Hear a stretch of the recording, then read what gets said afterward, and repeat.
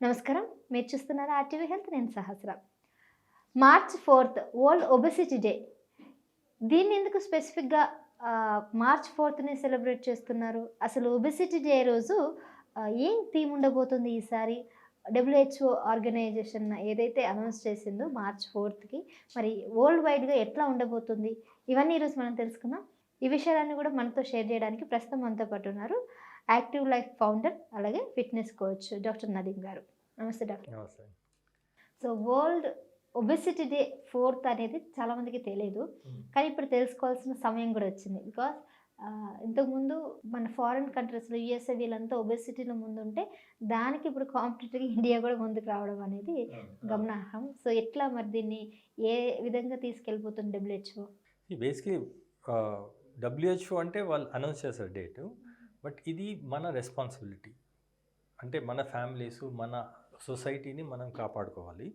So కాబట్టి ఏమవుతుందంటే out of 4 ఒక నలుగురు ఉన్నారంటే దాంట్లో ఒకరు ఓవర్ వెయిట్ ఆర్ ఒబేస్ ఉన్నారు ఆల్ ఓవర్ ఇండియా.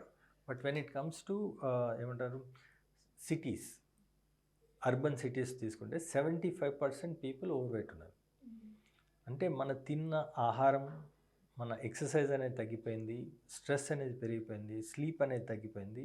ఈ అన్ని కారణాల వల్ల ఒబేసిటీ అనేది పెరుగుతుంది. ఈ ఒబేసిటీ పెరిగితే దీనివల్ల ఇంపాక్ట్ అనేది చాలా వస్తుందన్నమాట.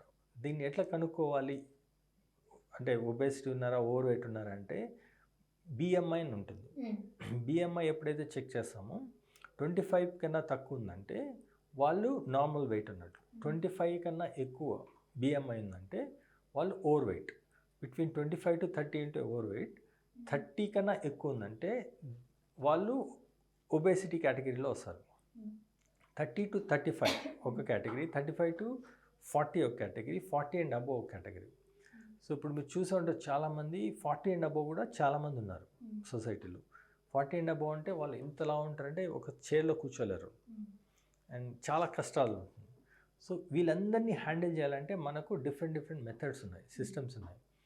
సో దీన్ని ఎట్లా హ్యాండిల్ చేయాలంటే ఫస్ట్ వచ్చి లైఫ్ స్టైల్ చేంజెస్. అంటే బిట్వీన్ 30 to 35 లోపల ఎవరైతే ఉంటారో లైఫ్ స్టైల్ చేంజెస్ అంటే ఎక్సర్సైజ్ అనేది చేయాలి, స్లోగా స్టార్ట్ చేయాలి. రోజు ఒక 5,000 అడుగులు, 2 కిలోమీటర్లు వాకింగ్ ఎవ్రీడే. దాంతోపాటు స్ట్రెంగ్త్ ట్రైనింగ్ అంటే 2 to 3 days in a week. Strength training అంటే బరువులు ఎత్తాలి, జిమ్కి వెళ్ళినా వెళ్ళచ్చు, లేదంటే ఫ్రీ హ్యాండ్ ఎక్సర్సైజ్ అయినా చేయొచ్చు. ఇప్పుడైతే ఈ విధంగా స్ట్రెంగ్త్ ట్రైనింగ్ చేస్తారో అప్పుడు ఎక్సర్సైజ్ పార్ట్ అనేది ఇది అవుతుంది. లేదు యోగా చేయాలా, యోగా చేయొచ్చు, ఇంకేదైనా స్పోర్ట్స్ ఆడాలా ఆడచ్చు, ఏదో ఒకటి చేసే ఫిజికల్ యాక్టివిటీ చేయాలి. దాని తర్వాత న్యూట్రిషన్. ఇప్పుడు కంపేర్ చేస్తే మనం షుగర్లు ఎక్కువ తింటాను, ప్రతి ఒక్క దాంట్లో కోక్స్, పెప్సీస్, అంటే ఈ బ్రాండ్స్ అని కాదు, కాఫీస్, ఇట్లాంటివన్నీ షుగర్ అనేది మన బాడీలో ఎక్కువ వెళ్తూ ఉంది. సెకండ్ వచ్చి మనం తీసుకున్న 90% ఇప్పుడు సిటీస్లో అందరూ స్విగ్గీ, జొమాటో అని అవుట్ సైడ్ ఫుడ్ తింటున్నారు. దాంట్లో ఎంత షుగర్ ఉంటుంది, దాంట్లో ఎంత ఫ్యాట్ ఉంటుంది, ఎలాంటి ఫ్యాట్ యూస్ చేస్తున్నా తెలియదు. దీనివల్ల ఏమవుతుందంటే మన బాడీలో తెలియకుండా ఓవర్ వెయిట్ అనేది వచ్చేస్తుంది. థర్డ్, స్ట్రెస్ అనేది చాలా పెరిగిపోయింది. అండ్ స్క్రీన్ టైం, ప్రతి ఒక్కరు ఫోన్లు పెట్టుకొని రీల్స్ కానీ ఇవి కానీ చూసుకుంటూ కూర్చొని ఉంటారు కానీ కదలట్లేదు. స్క్రీన్ టైం ఎక్కువ అయిపోయింది. ఆఫీసుల్లో కూడా కంప్యూటర్ల ముందు, ఇంట్లో కూడా ఫోన్ల ముందు. దీనివల్ల స్ట్రెస్ అనేది పెరిగిపోతుంది. నిద్ర రావట్లేదు. నైట్ 12 o'clock, 2 o'clock వరకు టీవీ చూడడం, లేదంటే ఇది చూడడం, లేట్గా పడుకోవడం, సరిగా నిద్ర లేకపోయినా బాడీలో ఓవర్ వెయిట్ అనేది పెరుగుతుంది. సో ఇట్లా ఇవన్నీ కారణాలు. దీన్ని హ్యాండిల్ ఎట్లా చేయాలి అంటే ఇది ఒక పెద్ద ఏమంటారు తుఫాన్ వచ్చినట్లు వస్తుంది అన్నమాట. అవును. అంటే ఇది చాప కింద నీరులాగా విస్తరించింది మొత్తం ఇండియాలో. తెలియకుండానే దీని బారిన పడుతున్నారు. సో దీనివల్ల ఏమవుతుందంటే కాంప్లికేషన్స్ అంటే ఒకటి ఒబేసిటీ వల్ల డయాబెటీస్ పెరిగిపోతుంది, second heart problems, third back pain, అంటే నీ పెయిన్స్, ఇవన్నీ ఓవర్ వెయిట్, బాడీ మొయ్యలేనంత వెయిట్ తీసుకుంటే ఆబ్వియస్లీ జాయింట్ పెయిన్స్ వస్తాయి. దాని తర్వాత లివర్, ఫ్యాటీ లివర్ అంటారు. ఇట్లా ఒక్కొక్క ప్రాబ్లం వల్ల మొత్తం సొసైటీ అంతా దీని కింద ఇదైపోతుంది. దీన్ని ఒక రెవల్యూషను లేదంటే ఒక చేంజ్ అనేది తీసుకురావాలి. దానికోసం మేము 4th మార్చ్కి ఒక ప్రోగ్రామ్ తీసుకొస్తున్నాము. దాన్ని India's biggest weight loss challenge అంటాం. ఈ ప్రోగ్రాంలో ఏం చేస్తామంటే ఎవరైనా రిజిస్టర్ చేసుకోవచ్చు. ఓకే. సో ఇప్పుడు వరల్డ్ డబ్ల్యూహెచ్ఓ థీమ్ ప్రకారం ఎవ్రీ ఇయర్ ఉంటుంది కదండి. ఈ ఇయర్ ఎట్లా అంటే లాస్ట్ ఇయర్ కన్నా ఈ ఇయర్కి ఏమైనా డెవలప్మెంట్ ఉందా, ఎట్లా ఉండబోతుంది? ఈ థీమ్ ఏమి ఉండదు. బేసిక్లీ వాళ్ళు అనౌన్స్ చేస్తారు ఆ డేటు. ఆ డేట్కి ఒక్కొక్క హాస్పిటల్స్ అవేర్నెస్ క్రియేట్ చేస్తారు, జిమ్స్ క్రియేట్ చేస్తారు. అట్లా ప్రతి ఒక్కరూ ఒక రెవల్యూషన్ తీసుకురావాలని ట్రై చేస్తారు అనమాట. సో దట్ ఎక్కువ అవేర్నెస్ వస్తే ఓకే వెయిట్ తగ్గాలి అని ఒక లైట్ వెలుగుతుంది. సో దాన్ని ఎవరు ఎంత స్టైల్లో చేయగలిగితే అంత. ఇప్పుడు కార్పొరేట్స్ ఉన్నారు, ఇప్పుడు మీ స్టెప్స్ ఎక్కుతా ఉన్నాం, ఇక్కడ రాసి ఉన్నారు what you eat you become అని. అంటే ఏం తింటే అది అయిపోతారు.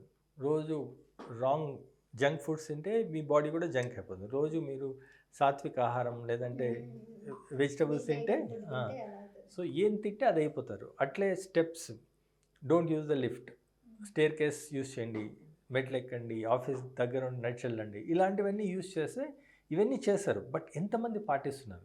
ఇది పాటించాలి ప్రతి ఒక్కరంటే ఒక గేమిఫైయింగ్ అని క్రియేట్ చేయాలి. గేమిఫైయింగ్ అంటే ఒకరినొకరు ఇప్పుడు ఎట్లా ఒక సెలబ్రిటీ వెనకాల ఎట్లా పడిగిస్తారో అట్లా మనము ఒక రెవల్యూషన్ లా క్రియేట్ చేస్తే మన ఆఫీస్లో 10 మంది ఉన్నారు, అరే వాడు తగ్గుతాను నేను తగ్గాలి అని ఎప్పుడైతే మోటివేషన్ వస్తుందో, అదే ఇప్పుడు ఫాదర్ బాగా కష్టపడుతున్నారు పిల్లల్ని చూసి ఫాదర్ లాగా అవ్వాలని, అట్లా ఒకరినొకరు మోటివేషన్ చేయాలి. ఇప్పుడు పిల్లలు పడుకుంటూ ఉంటారు, ఫ్యామిలీ ఫాదర్ లేసి వెళ్ళిపోతే వాళ్ళని పట్టించుకోవడం. అట్లా కాకుండా పిల్లల్ని కూడా తీసుకుని పార్క్ వెళ్ళడము, అక్కడ వాకింగ్ చేయడము, వాళ్ళతో స్పోర్ట్స్ ఆడడం, ఇట్లా అందరినీ ఇన్వాల్వ్ చేసి ఫ్యామిలీ దగ్గర నుండి, కంపెనీ దగ్గర నుండి, సొసైటీ దగ్గర నుండి అందరు ఇన్వాల్వ్ అయితే అప్పుడే మనం ఒక చేంజ్ అనేది తీసుకురాగలుగుతాం. ఈ రోజు నుంచి ప్రతి ఒక్కరు కూడా మన దగ్గర నుంచి స్టార్ట్ అవ్వాలి రివల్యూషన్ అనేది జరగాలని మనస్ఫూర్తిగా కోరుకుంటున్న ఆర్టీవీ హెల్త్ తరఫు నుంచి మన ప్రేక్షకులందరికీ కూడా ఇది నా విన్నపం. So thank you so much. Thank you.